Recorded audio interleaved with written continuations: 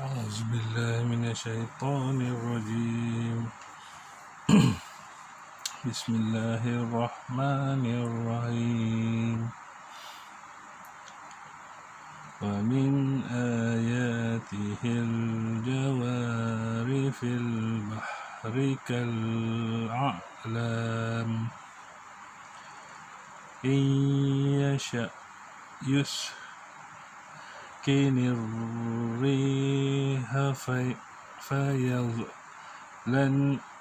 فيظللن رواكد على ظهره إن في ذلك لآيات لكل صبار شكور.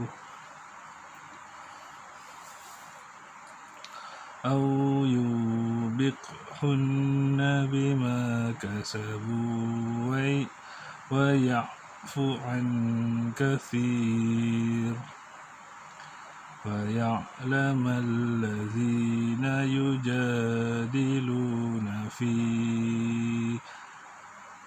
آياتنا ما لهم من محيص.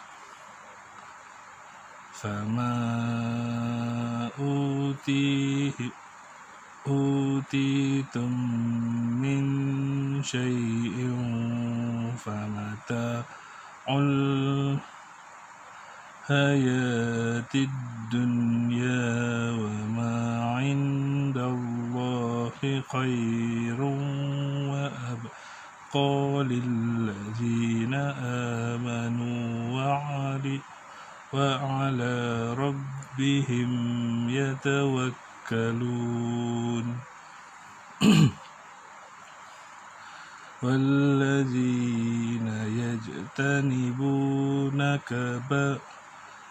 كبائر الإثم والفواحش وإذا ما غضبوا هم يغفرون. والذين استجابوا لربهم وأقاموا الصلاة وأمرهم شورى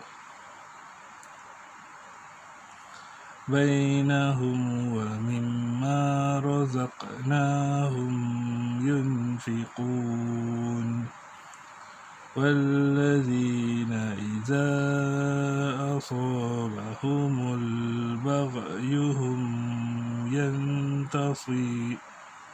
ينتصرون. وجزاء سيئة مثلها فمن عفا وأصلح فأجره على الله إنه لا يحب الظالمين.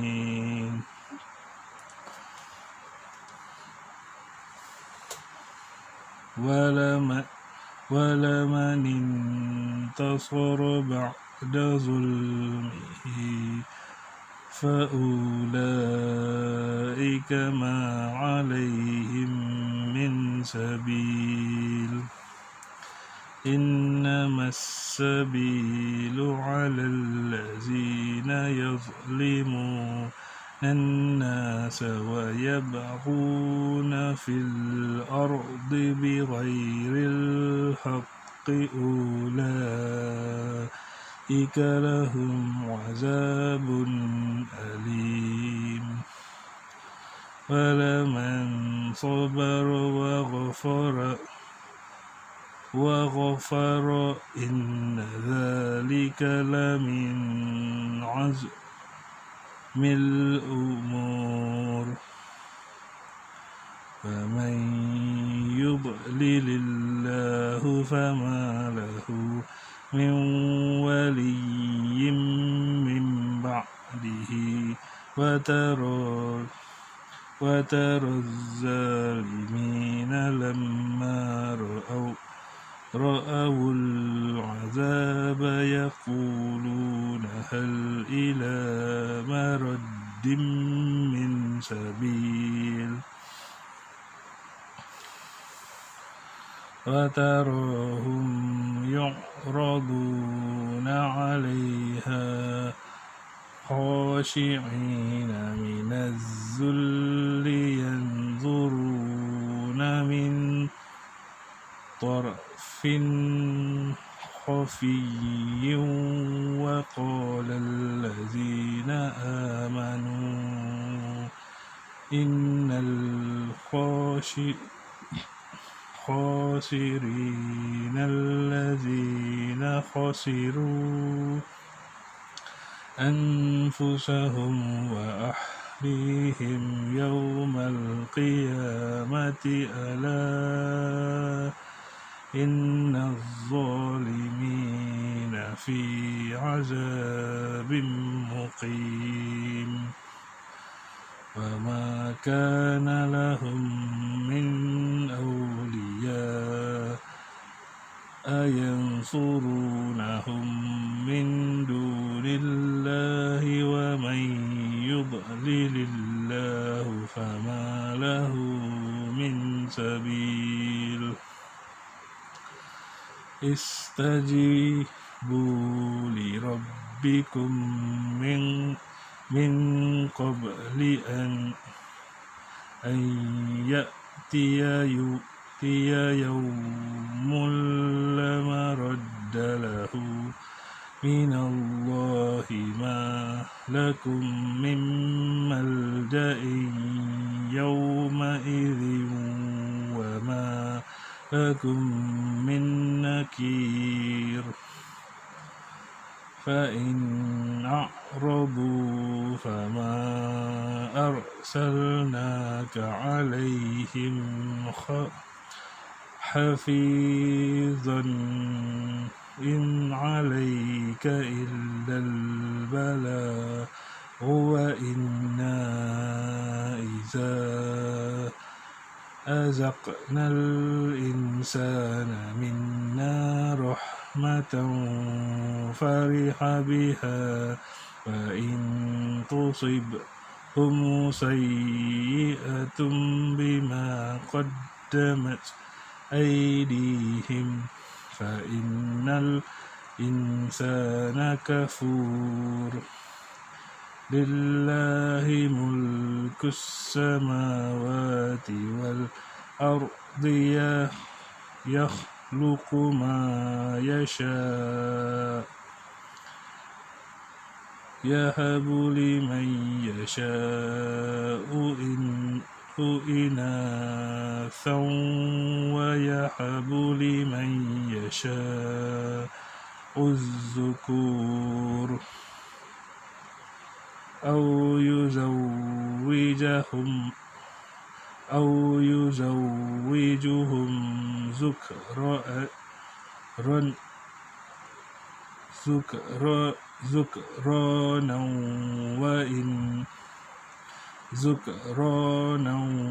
ذكرانا وإناثا يجعل من يشاء عقيما إنه عليم قدير وما كان لبشر أن يكلمه الله إلا وحيا أو من وراء حجاب أو يرسل رسولا فيوحي بإذنه ما يشاء إنه علي حكيم صدق الله العظيم.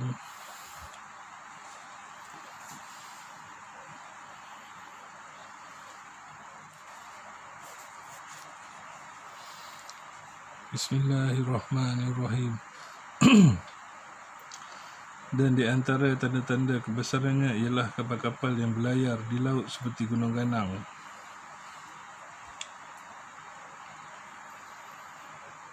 Jika dia menghendaki, dia akan menghentikan angin sehingga jadilah kapal-kapal itu terhenti di permukaan laut.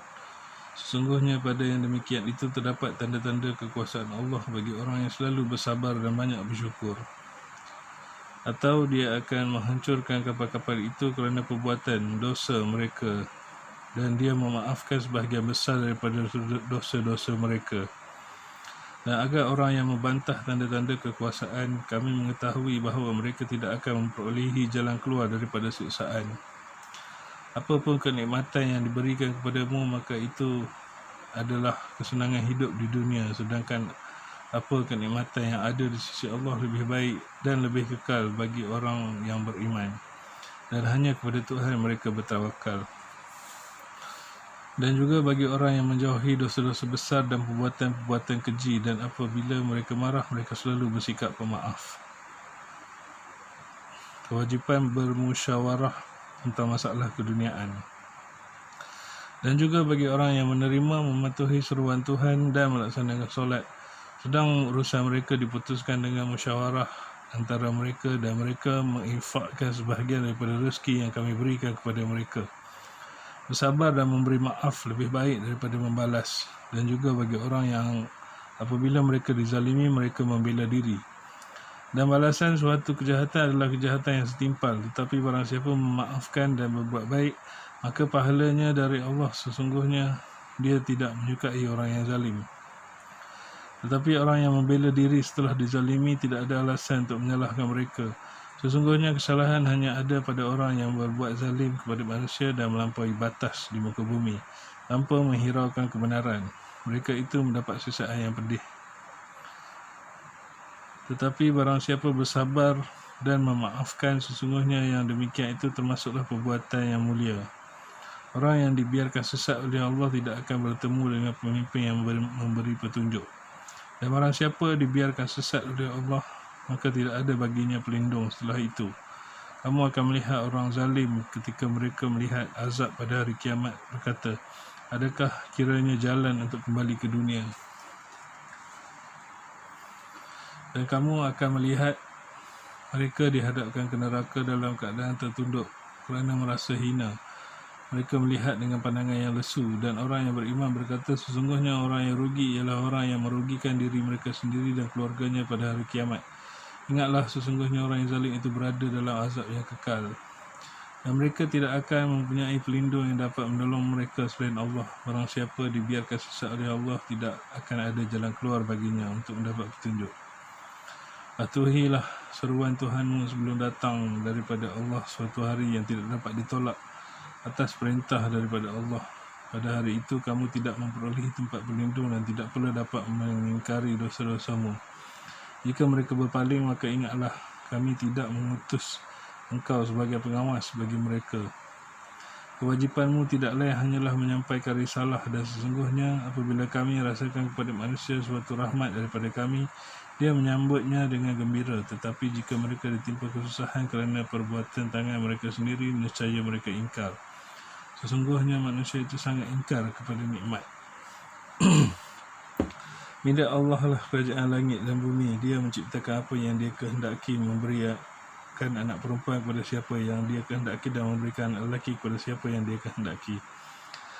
Atau dia menganugerahkan mereka kedua-duanya, anak-anak lelaki dan perempuan, dan menjadikan mandul siapa yang dia kehendaki. Sungguhnya dia maha mengetahui lagi maha kuasa.